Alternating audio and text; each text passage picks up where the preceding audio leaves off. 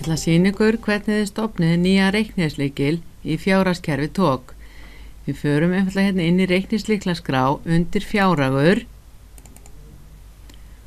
Þá eru komið reikningslyklaskrána hér. Það sem við þurfum að passa er í raun og veru þessi númer sem eru hér sem stjórnaði hvernig þetta fer á ársreikningin. Þannig að þegar ég stofna einhvern reikningslykil þá er ágætt að fara yfir annan sem er eins. Ég ætla til dæmis að stofna hérna reikningssala án virðisauka. Það er ágætt ég sé yfir einhverjum öðrum lykli sem er mjög líkur. Ég verð að passa mig að vera ekki yfir einhver sem heitir til dæmis samtala.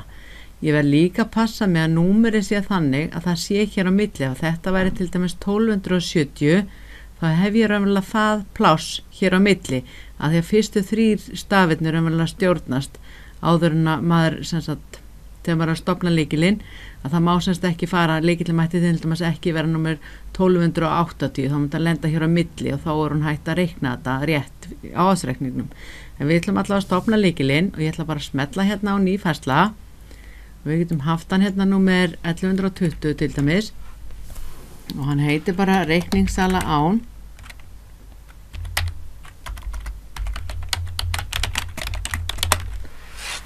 Og allt erfist eins og við sjáum ef ég horfi hérna yfir, þá sjáum við þessi númer 4, 1, 0 og 4 sem er raunverulega þetta númer 4, 1, 0 og 4 sem er það sem erfist og haki hérna hvort að rekstur og efnahagur, hann stjórnar því hvort það kemur hérna.